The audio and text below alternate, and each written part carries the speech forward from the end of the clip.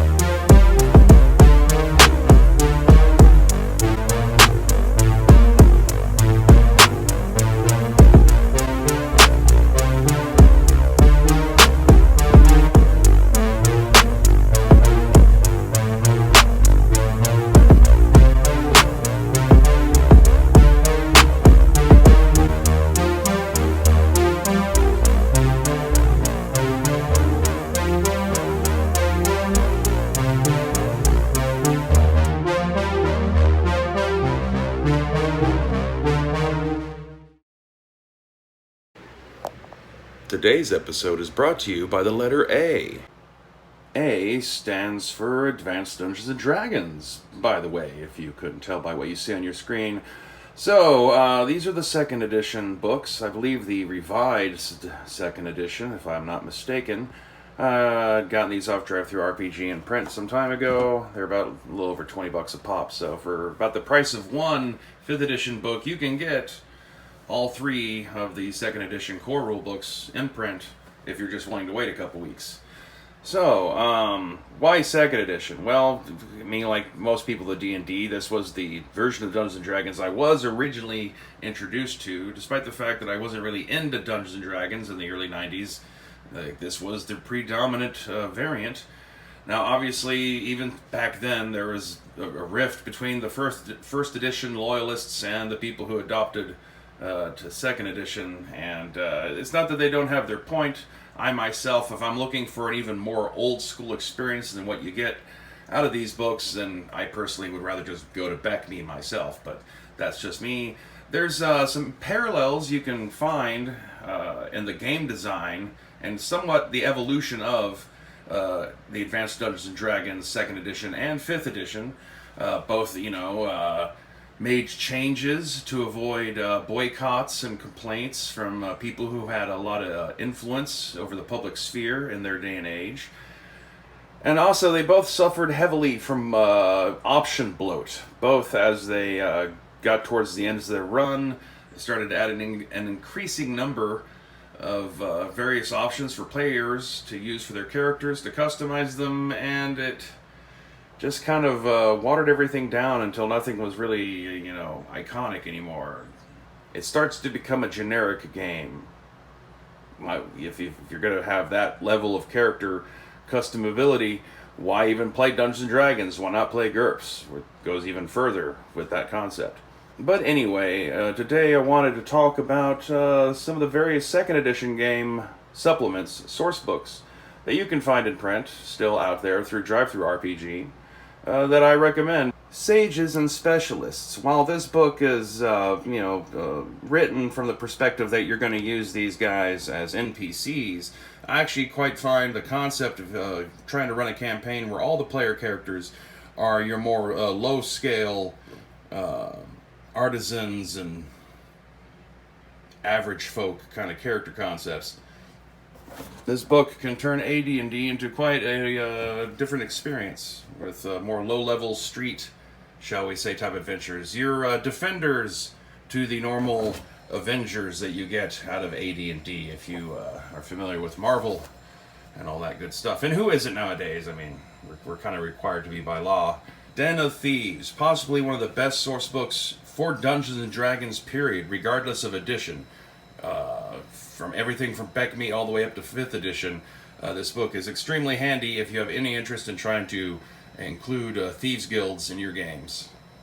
Enough said. It just gives you the full rundown of how they operate and their organizations, and gives you a sample one that you can modify or use as a template and all that kind of good stuff. Back in the day when they would give you flow charts and all that other kind of good stuff. I cannot recommend this particular book highly enough.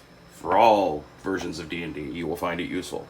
Council of Worms. This book, it's an unfinished and unpolished setting that needs a lot of work, but since it was mentioned in Fizban's Treasury of Dragons, I might as well bring it up, and kind of in a way, because of its flaws is why I like it, because it gives you a lot of freedom as a DM to kind of warp it and change it and do with it as you will. The premise of playing dragons themselves, this probably, I guess, gives you the most thorough rundown of that. Fizban's Treasury of Dragon fails at providing that particular option, even though it talks about it in brief, but doesn't really give you a way to make that character. This book does. Kalimport, a city setting for Forgotten Realms. It's one of their best city settings, and one of my favorites, and it's a real shame that it hasn't been included in any of the materials for 5th edition Forgotten Realms. You do kind of get a little hint of it in Baldur's Gate, since there is a ghetto of people from Kalimport there, but the city itself is incredibly dynamic. It may very well be my favorite city setting in all of Dungeons & Dragons.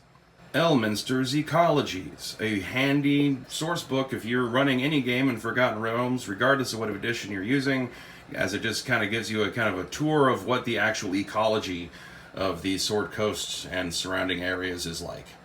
These 3 books I also consider to be essential source books for Forgotten Realms. Dreams of the Red Wizards.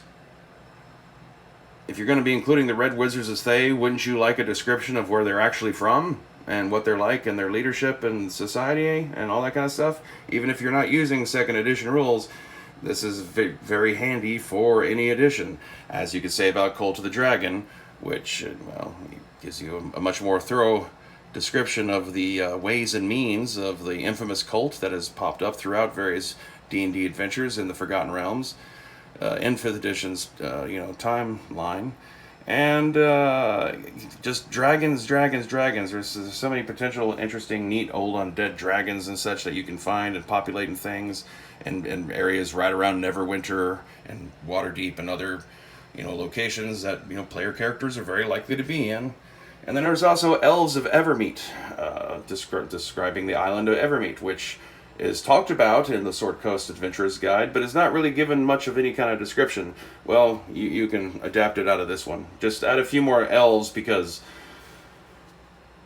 5th edition has more species of elves than 2nd edition had races of elves, so it will take a little work, but that's part of the fun of being a dungeon master.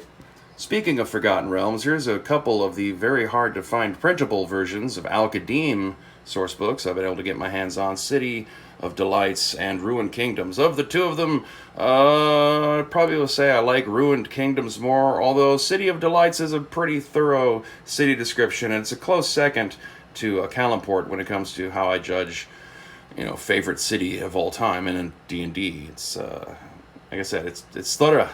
Dark Sun. Do I really have to say anything about that? It's Dark Sun. It's badass. The Astromundi Cluster, a sourcebook for Spelljammer, which I really wish they had made the standard stock setting for Spelljammer for 5th edition. Planescape. Yep, I'm one of those people. I like Planescape. It was about the only thing that D&D put out in the 90s that I had books for, although I didn't have any of the core rule books at the time. I did try running it once using a copy of the D&D Rules Cyclopedia, and it was interesting, but I only ran the one session. The core box set, which they have printable as a big, thick rule book, is a must-have if you have characters that are ever going to go explore the planes, regardless of your edition, once again. Of its various supplements, Planes of Chaos is probably my favorite. Planes of Law and Conflict are all right, but there's something about the character of the Planes of Chaos that I find personally appealing. And I would also recommend getting In the Cage, A Guide to Sigil, if you want to have any chance of understanding that weird-ass inside of a toroid kind of cityscape, which is really fun to describe to your players, trust me. Now, obviously, that doesn't cover all the books in my collection, nor does it necessarily cover some of my favorite ones to have copies of, but in terms of the actual functionality and what's in the book and how you can use it in your games, those were the ones that I think are the best that I own. So, I guess that's about it. You had a D&D video this week. Congratulations. And until next time. Y'all stay waspinated now, you hear?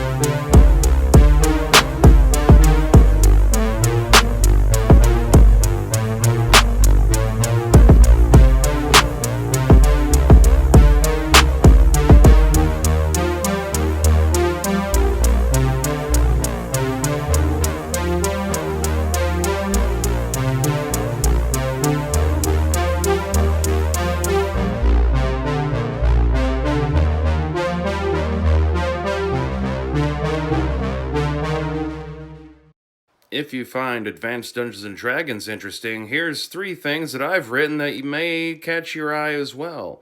Orc and Bone is a campaign setting written to be jury-rigged onto all manner of OSR or old-school D&D rule systems. It's a post-humanity setting where the humans have been anti-raptured away. Elves and dwarves are long since gone, and so it falls on the most unlikely of shoulders, that of orcs, to try to pick up the pieces and rebuild civilization. SOS Shark Onslaught Survival, the character casting guide, is an overhaul of the character creation system so that you can have player characters that are characters in a cheesy, campy shark movie style adventure of your own devising. And Stewards and Obstacles. What more needs to be said? It's the ultimate critique of the first month or so of the year 2023 and the various things that Wizards of the Coast has proposed and done. Lest we forget, this book will always stand as a testament to these times. You can find them on Amazon.com or DriveThruRPG. And until next time, stay waspinated.